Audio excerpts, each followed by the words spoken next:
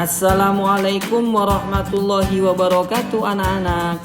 Bagaimana kabar kalian hari ini? Ustadz berharap semoga kalian dalam keadaan sehat walafiat dan tentunya tetap semangat untuk menerima pelajaran pada kali ini. Amin, amin, ya robbal alamin. Hari ini kita akan belajar tentang hukuman untuk pelaku pencemaran nama baik orang lain. Dalam bahasa Arabnya dikenal dengan istilah ahkamul qazaf.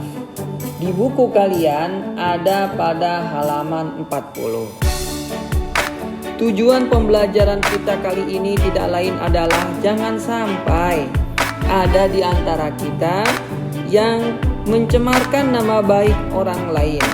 Karena yang demikian itu hukumannya sangat berat dalam ajaran agama kita, yaitu agama Islam. Apa saja hukuman-hukuman untuk pelaku pencemaran nama baik? Itu yang akan kita bahas pada kali ini. Adakah syarat-syaratnya sehingga seorang dijatuhi hukuman?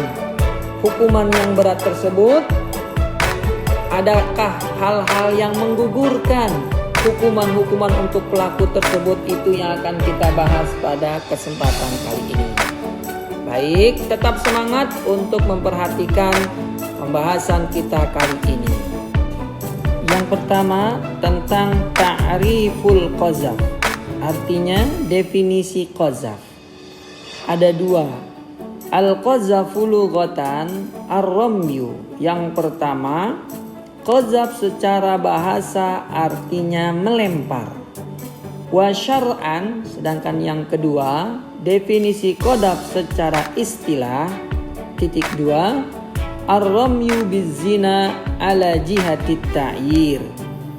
Qadzaf secara istilah artinya menuduh orang lain berbuat zina dengan orang yang bukan halal untuk dirinya. Selanjutnya hukum qadzaf. Dalam ajaran Islam, qadzaf ini termasuk dosa besar. Sebagaimana dalam Al-Quran surat An-Nur ayat 4, Allah Subhanahu wa taala berfirman, A'udzubillahi minasyaitonirrajim. Wallazina yarmunal muhsanati tsumma lam ya'tu bi arba'ati syuhada'a fajliduhum tsamanina jaldah. Yang artinya, dan orang-orang yang menuduh wanita-wanita yang baik berbuat zina dan mereka tidak mendatangkan 4 saksi, maka deralah mereka, cambuklah mereka yang menuduh itu 80 kali cambukan.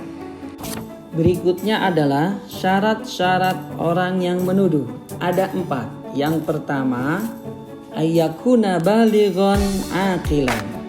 Harus yang menuduh itu sudah balik dan berakal. Kalau anak-anak yang menuduh, maka tidak akan terkena hukuman. Begitu juga orang yang gila, orang yang mabuk dan lain sebagainya hilang kesadaran, akal sehatnya. Ketika dia menuduh orang lain berbuat zina, dia tidak terkena hukumannya. Sebab syarat yang pertama adalah harus balik dan berakal. Yang kedua, alla yakuna aslan lil maqzuf. Jangan sampai yang menuduh itu adalah orang tua kandungnya si korban. Karena orang tua tidak mungkin menuduh anaknya berbuat zina. Ya, ketika ada orang tua yang bahasanya menuduh anaknya, sebenarnya itu bukan menuduh, tapi dia mendidik dan menjaga anaknya jangan sampai berbuat zina. Kamu berzina ya dengan laki-laki itu. Ketika ayah berbicara demikian, bukan menuduh jatuhnya, tapi adalah untuk mendidik anak tersebut jangan sampai berbuat zina. Maka ayah, ibu tidak terkena hukuman. Yang ketiga, ayyakuna mukhtaron. Orang yang menuduh tidak dalam keadaan ditekan. Artinya itu keinginan dirinya sendiri. Sedangkan yang terakhir, alla yakuna ma'dzunan. Jangan sampai pelaku diizinkan untuk menuduh si korban. Jika seandainya terbukti korban memang memberikan izin kepada siapapun, silakan tuduh saya, maka siapapun yang menuduh dirinya tidak akan terkena hukuman qadzaf. Inilah 4 syarat buat pelaku yang menuduh. Selanjutnya adalah syarat-syarat buat orang yang dituduh. Syurutul makzuf. Ada 4 juga. Yang pertama, ayyakuna musliman. Korban yang dituduh berbuat zina harus seorang muslim. Jika dia seorang kafir, maka tidak ada hukuman buat pelaku yang menuduh. Karena hukum Islam beda dengan hukum orang kafir. Jika korbannya orang kafir atau non-muslim, maka yang diikuti adalah hukuman yang ada di ajaran mereka. Maka syarat yang pertama, korban yang dituduh harus seorang muslim karena dia mengikuti aturan yang ada dalam ajaran Islam. Kalau dia orang kafir, maka dia mengikuti aturan yang ada dalam agama mereka, yaitu agama Yahudikah atau Nasrani. Yang kedua, ayyakuna balighan. Korbannya harus sudah baligh. Kalau anak-anak, maka tidak terkena hukuman. Yang ketiga, ayyakuna aqilan. Korban yang dituduh harus berakal, bukan orang gila dan lain sebagainya. Sedangkan yang terakhir, syarat buat korban yang dituduh ayyakuna afifan. Hendaklah si korban adalah orang yang dikenal baik perangainya, tidak dekat dengan perbuatan zina. Maka seandainya ada orang yang dituduh berbuat zina dan dia memang terkenal di masyarakat dengan perbuatan zina, na'udzubillah min zalik, maka orang yang menuduh tidak akan terkena hukuman. Karena semua orang di kampung tersebut sudah mengetahui rahasia umum bahwa si korban memang kesehariannya adalah biasa berbuat zina. Na'udzubillah min zalik. Inilah 4 syarat untuk korban yang dituduh. Haruslah seorang muslim, dia sudah balik, dia berakal, dan dia termasuk orang-orang yang baik-baik di masyarakat. Pembahasan yang terakhir tentang musqitatul haddi, yang artinya gugurnya hukuman buat orang yang menuduh orang lain berbuat zina. Seperti yang kalian ketahui bahwa orang yang menuduh orang lain berbuat zina dihukum cambuk 80 kali. Hukumnya sama seperti orang yang mabuk, orang yang meminum khamar. Hukumnya juga sama 80 cambukan. Kenapa hal itu sama? Karena orang yang menuduh kalau tidak memiliki bukti-bukti, maka ucapannya dianggap seperti orang yang mabuk. Orang yang mabuk itu berbicara tanpa sadar, akal sehatnya hilang. Maka begitu juga orang yang menuduh orang lain berbuat zina dihukum 80 kali cambukan seperti orang yang mabuk, akal sehatnya tidak ada. Tapi dia tidak akan dicambuk 80 kali manakala ada 5 hal yang terjadi. Yang pertama, iqamatul bayyinah. Dia bisa mendatangkan bukti-bukti yang kuat bahwa si korban benar melakukan zina.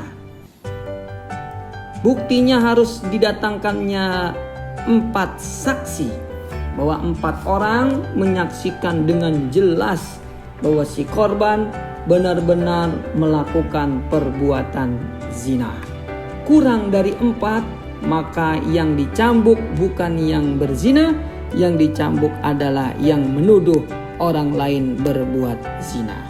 Minimal bukti yang harus didatangkan adalah 4 orang. Yang kedua, aful maqzuf. Adanya maaf dari korban. Maka ketika ada yang menuduh orang lain berbuat zina dan korbannya memaafkan, maka pelakunya tidak akan dicambuk. Yang ketiga, iqrarul maqzuf. Adanya pengakuan dari si korban, ya. Orang yang dituduh berbuat zina akhirnya dia mengaku, ya betul, aku sudah berbuat zina dengan si fulan atau si fulanah, maka saat itu orang yang menuduh berbuat zina walaupun hanya satu orang, dia tidak akan dicambuk karena korbannya mengakui kebenaran apa yang telah terjadi. Yang keempat, irsul qadzif. Kalau yang menuduh itu adalah orang tuanya, maka orang tuanya tidak dicambuk. Dan yang terakhir, al-li'an fi haqqi zaujah. Ketika seorang suami menuduh istrinya berbuat zina, maka dia tidak akan diberikan hukuman tuduhan, karena saat itu dia posisinya sebagai suami yang sah. Maka ketika dia menuduh istrinya, itu adalah bagian dari mendidik istrinya jangan sampai berbuat yang maksiat zina, nauzubillah min zalik. Inilah pembahasan kita tentang mencemarkan nama baik orang lain dengan menuduh orang lain berbuat zina. Mudah-mudahan menjadi ilmu yang bermanfaat. Amin, amin ya rabbal alamin. Baik, sesi terakhir adalah pemberian tugas. Ustadz minta kalian membuat video pembelajaran tentang qadzaf. Boleh dengan bahasa Arab seperti yang Ustadz buat, boleh juga kalian ketik dengan bahasa Indonesia. Di dalamnya menjelaskan: 1. Definisi qadzaf secara bahasa dan istilah. Dan yang kedua, syarat-syarat untuk pelaku penuduhan. Yang ketiga, syarat-syarat korban yang dituduh.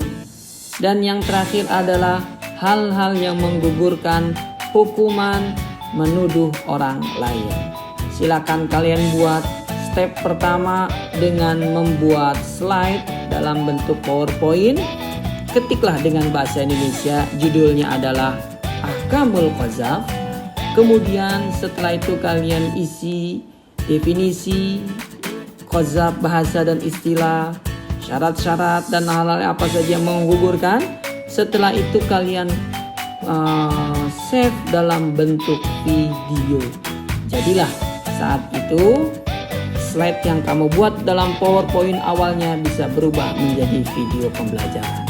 Namun jangan lupa untuk memasukkan rekaman suara kalian di slide yang kalian buat, sehingga ada suara kalian saat menjelaskan tiap materi di slide yang kalian buat. Itulah tugas yang Ustadz berikan untuk kalian. Mudah-mudahan kalian diberikan kemudahan dalam membuat tugas. Tetap semangat. Wassalamualaikum warahmatullahi wabarakatuh.